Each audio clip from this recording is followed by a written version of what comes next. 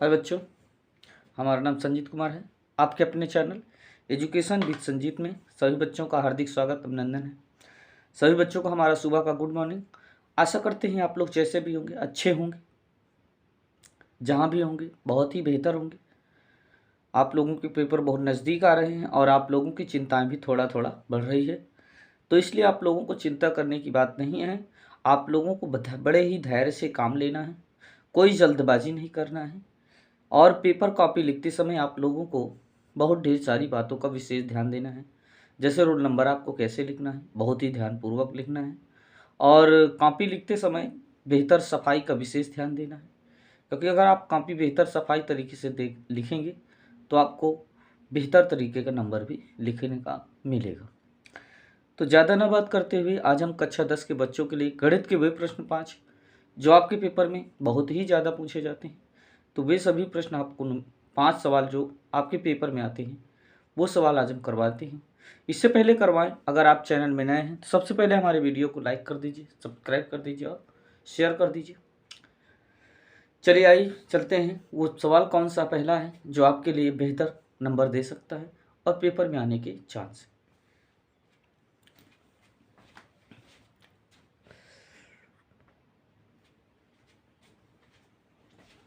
हाँ बच्चों, सबसे पहले ये जो सवाल है बेहद आपके लिए खास है और ये आपके पेपर में 6 से 8 नंबर का पेपर में आता है। अगर आप इस सवाल को लगा करके आते हैं पूरा तो आपको 6 से 8 नंबर आपको मिल जाएगा। चलिए लगाते कैसे हैं ये ध्यान दीजिए। सवाल है कि रैखिक समीकरणों के युग्म में बदल कर, मतलब इसे आपको रैखिक समीकरण में बदलना। आखिर बच्चा रैखिक समीकरण होता क्या है ये बताइए। तो रैखिक समीकरण वो होता है जैसे a x plus b y plus c बराबर 0, ये रैखिक समीकरण है।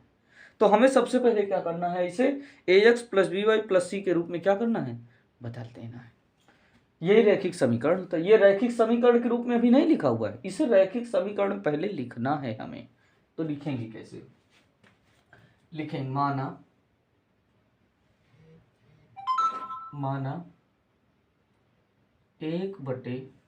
1/x-1 बराबर a तथा 1/y-2 बराबर b।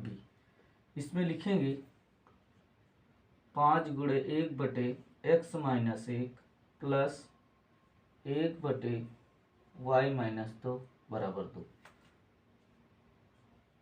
1/x-1 के दर पर कितना लिख देंगे a, 1/y-2 के दर पर b।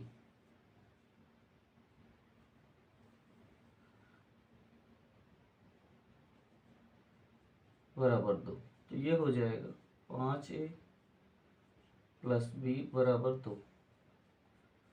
समीकरण बन जाएगा 3। इसी प्रकार दूसरे में भी लिखना है 6×1/x-1 ये हो जाएगा 3×1/y-2 बराबर 1। तो ये हो जाएगा 6a माइनस 3b बराबर 1। ये है समीकरण 4। अब इसमें हम बात करें समीकरण 3 की, तो समीकरण 3 में केवल b लिखा है और समीकरण 2 में कितना लिखा है, 3b। तो इसमें हम हल करने का प्रयास करेंगे विलोपन। कौन सी विधि, विलोपन।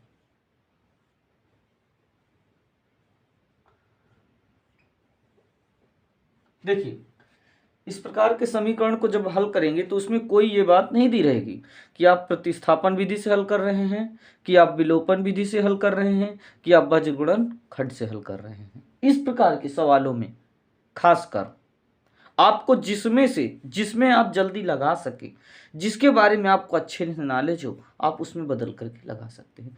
लेकिन सबसे पहले आपको रैखिक समीकरण में ही बदलना है। कैसे, जैसे हमने बदला 5a प्लस b बराबर 2, 6a माइनस 3b बराबर 1। ये रैखिक समीकरण में क्या हो गए, बदल गए।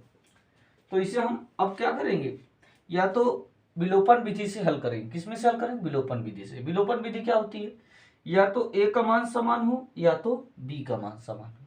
अगर किसी एक का समान का अगर चिन्ह अलग अलग हो, मतलब एक प्लस और एक क्या हो समान का माइनस, तो जोड़ देंगे। अगर एकदम समान हो तो उसको क्या कर देंगे, घटा देंगे। तो अगर हम बात करें यहाँ, तो यहाँ 3 भी है और यहाँ केवल कितना है b। तो अगर यहाँ भी 3 हो जाए तो इसे जोड़ देंगे तो क्या हो जाएगा, b कट जाएगा, a का मान निकाल देंगे।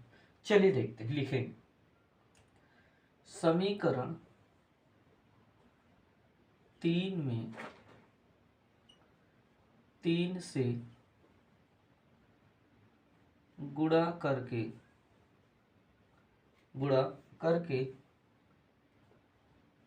समीकरण 4 से जोड़ने पर, तो जब जोड़ेंगे 3 पचे 15, 3b बराबर 6। दूसरे की बात करें 6a 3b बराबर 3, प्लस माइनस और ये हो जाएगा माइनस।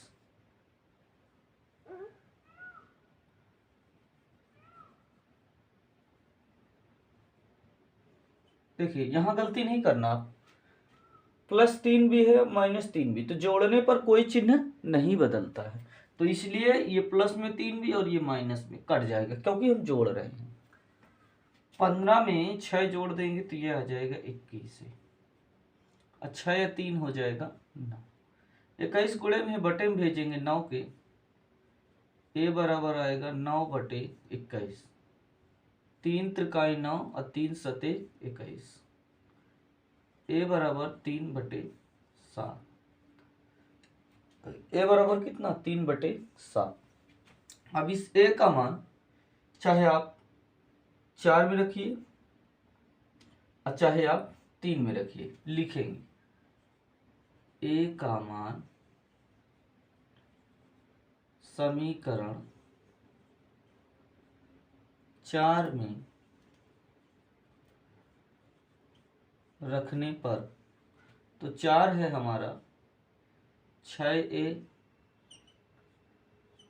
माइनस 3b बराबर कितना 1, तो ये हो जाएगा 6 गुणे 3 बटे 7,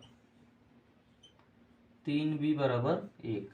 3b माइनस में उधर जाएगा प्लस और 1 प्लस में इधर आएगा माइनस, तो 6 तिरिक 18 बटे 7 माइनस 1 बराबर 3b।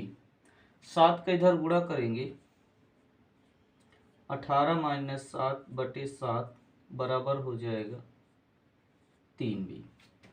18 से 7 घटा देंगे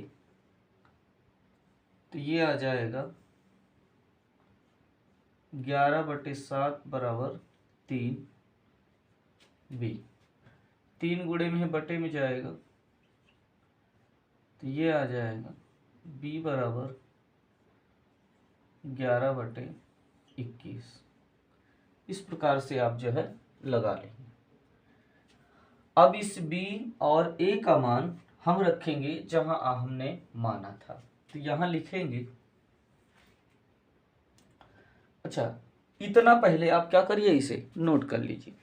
अभी हमने क्या किया है, जो रैखिक समीकरण थे अभी हमने उनको हल किया है।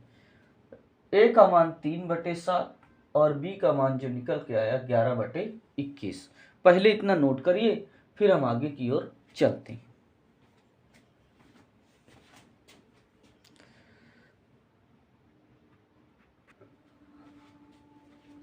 तो हमने क्या किया, इसमें 1 बटे एक्स माइनस 1 बराबर a था, हमने a के दर पर कितना लिखा 3 बटे 7, ये हमने निकाला था। 7 का गुणा 1 में किए 7 और 3 का गुणा x माइनस 1 में करेंगे तो 3x माइनस 3, माइनस में 3 इधर भेजेंगे, ये हो जाएगा 7 प्लस 3 बराबर 3x बचेगा। 7 3 कितना हो जाएगा 10 और बराबर में रहेगा 3x। हमें x का मान निकालना है, 3 को 10 के बटे में भेज देंगे तो यह x बराबर कितना हो जाएगा 10 बटे 3।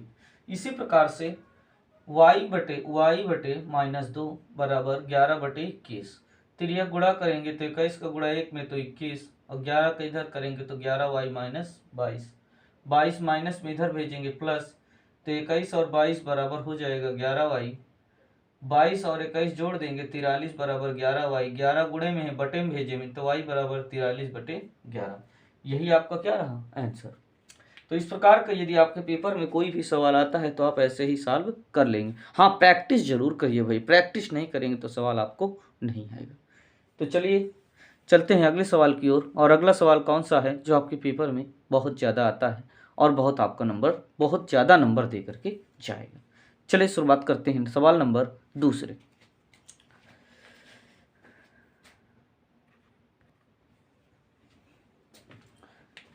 हाय बच्चों, ये सवाल आपके 2020 में पूछा गया है, यूपी बोर्ड 2020, यूपी बोर्ड, सही से लिख देते हैं, यूपी बोर्ड 2020 ये पेपर में पूछा गया है और आपका 3 नंबर दे करके जाता है। सवाल क्या है, यदि द्विघात समीकरण, हाँ इसके चांस बहुत ज़्यादा है, इस प्रकार का एक सवाल जरूर आएगा, कहीं के लगा रहेगा, पी लगा रहेगा, यम लगा रहेगा और उसी का मान आपसे जो है पूछ लेगा। तो सवाल कह रहा है यदि द्विघात समीकरण 2x² प्लस kx प्लस 3 बराबर 0 के दोनों मूल वास्तविक और बराबर हैं तो के का मान ज्ञात कीजिए। किसका मान ज्ञात कीजिए? के का मान ज्ञात कीजिए। तो चलिए देखते हैं। तो समीकरण है 2x² प्लस kx प्लस 3 बराबर क्या 0। तो यहाँ पास जो x² का जो गुणांक होता है वो होता है a, जो x का गुणांक होता है वो होता है b, और जो अचर पद होता है वो होता है c। तो ये हो जाएगा a बराबर 2, b बराबर आपका k और c बराबर आ जाएगा आपका 3। तो यहाँ पास लिखेंगे विविक्त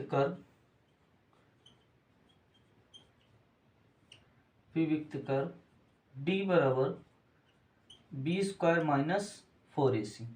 तो d का मान 0 होगा क्योंकि पहले से कहा गया है कि दोनों मूल वास्तविक हैं। तो ये हो जाएगा b² माइनस 4ac। तो ये माइनस में इधर लाएंगे तो प्लस हो जाएगा, या b² बराबर 4ac। तो b का मान कितना है तो कहेंगे k² और a का मान है 2 और c का मान कितना है 3।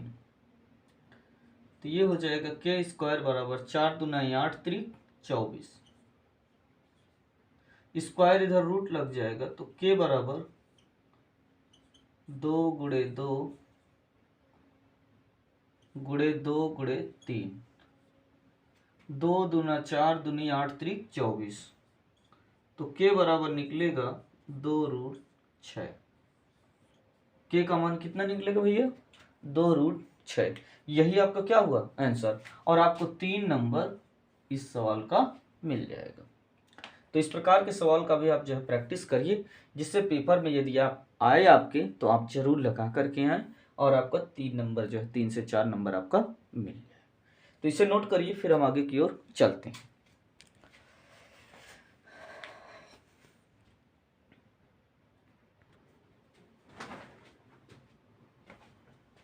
हाय बच्चों, ये भी सवाल आपके 2020 में पूछा गया है, यूपी बोर्ड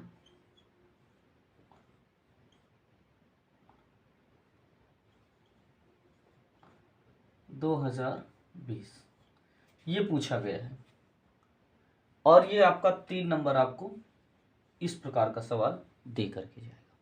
तो सवाल क्या है कि द्विघात समीकरण 2x² माइनस 5x प्लस 3 बराबर 0 को हल कीजिए। क्या करिए, इसे हल करिए। तो 2x² माइनस 5x प्लस 3 बराबर क्या 0, गुणा करेंगे तो 3 दुनाई कितना हो जाएगा 6। अब 6 का ऐसा गुणनखंड बनाइए जिसको गुणा करें तो 6 हो, परंतु जोड़ दो तो कितना हो जाए 5 हो जाए। अब गुणनखंड विधि से ही लगाना है आपको। तो 2 तिहाई कितना हो गया 6, अर्थात हम ले लिए 6। अब 6 का ऐसी 2 संख्या का गुणा करें जिसको गुणा करें तो 6 हो, परंतु जोड़ दें तो कितना आ जाए 5 आ जाए। तो आपका होता है 3 और 2 का किसका किसका बनेगा, 3 और 2 का। तो यहाँ लिखेंगे 2x² कोष्टक में 3x प्लस 2x प्लस 3 बराबर 0। तो ये हो जाएगा 3x माइनस 2x प्लस 3 बराबर क्या हो जाएगा 0।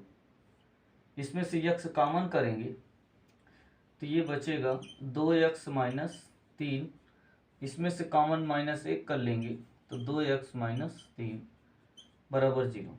2x माइनस 3 2x माइनस 3 दो बार है, एक बार लिखे और दूसरे में रहेगा x माइनस 1 बराबर कितना 0।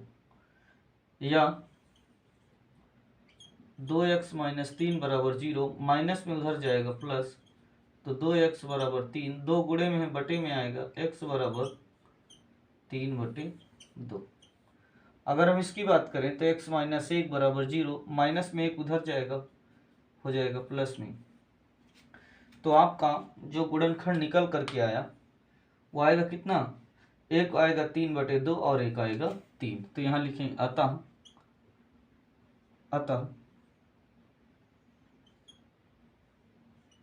3/2 और 1 होगा। तो इस प्रकार से आप जो है ऐसे सवालों को भी आराम से आप लगा लेंगे। तो इसे नोट कर लीजिए, फिर हम आगे की ओर चलते हैं।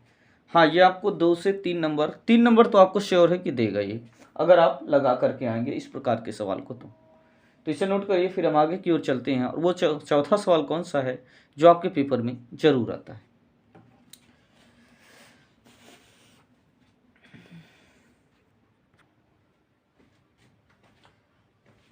हाय बच्चों, देखिए अगर आप नए हैं हमारे चैनल से, अभी तक आप नहीं जुड़े हैं तो देर नहीं करिए और सबसे पहले आप सब्सक्राइब कर दीजिए, लाइक कर दीजिए और ज़्यादा से ज़्यादा बच्चों तक शेयर करिए।